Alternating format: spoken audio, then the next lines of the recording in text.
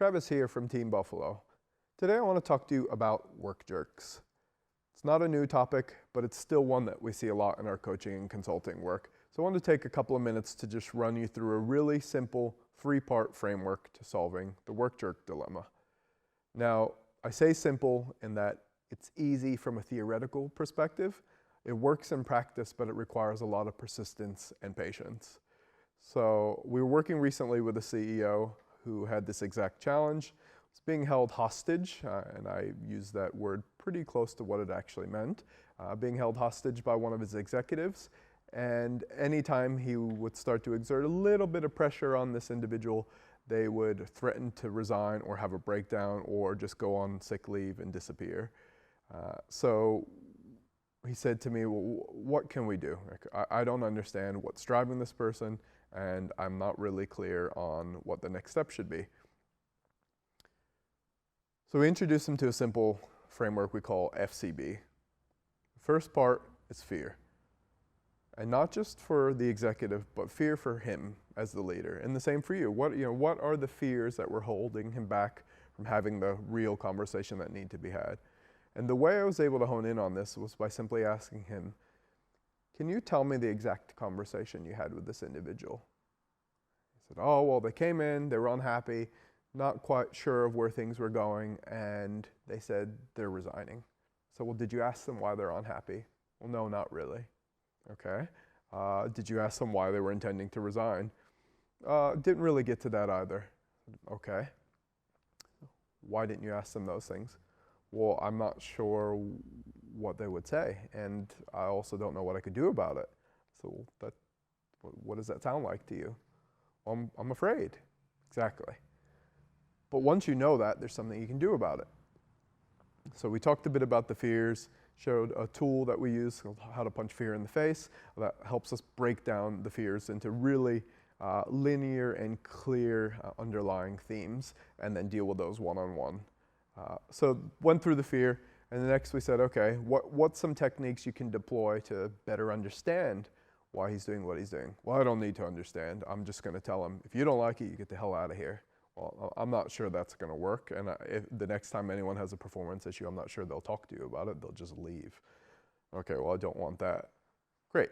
Okay, so what's another way we can find out what's going on? I guess I can ask him some questions. Perfect. Great. So the second part of FCB is curious. Let's be curious about why this individual is behaving the way they are and what we're doing to enable that behavior or discourage that behavior. We talked a little bit about some of the questions he can ask, why the person was intending to resign, and we really started to unpack that. Great. And then the last, and one of the more important pieces, is the behaviors. And there's a fair bit of time that needed to be spent around, we're not addressing the individual, we're addressing the behaviors. Too often we put people in buckets about, and this person was particularly great at their job, they were fantastic, they were a great performer, but had been labeled as a jerk. And we said, well, look, it might be the right title, but do we understand why they're behaving that way?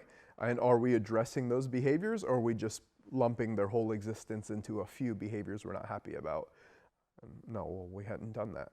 Okay, perfect. So let's talk about their behaviors. Let's talk about specific individual items that that person is doing that we'll discuss in the meeting, so that we're not arguing over anecdote, we're not overing over our own subjective opinions, we're actually presenting real facts on what's going on, and then from there we can come up with actionable plans to move forward. But if we're having conversations around anecdote, or we're telling them, look, you're just not performing, it's just not good enough, I mean, where do you go with that? And also, it doesn't play to his strengths. He was phenomenal at what he did. He just needed to understand that his behaviors were not acceptable and that the rest of the team was quite unhappy with those behaviors.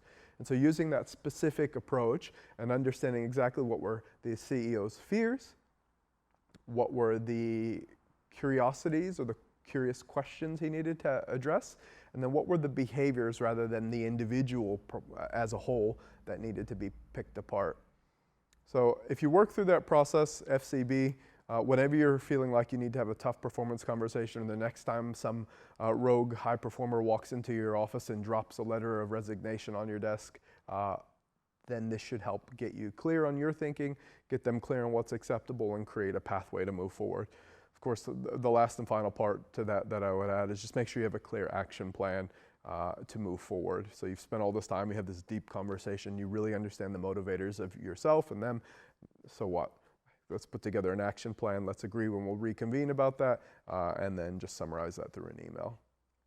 Hope that's been useful for you.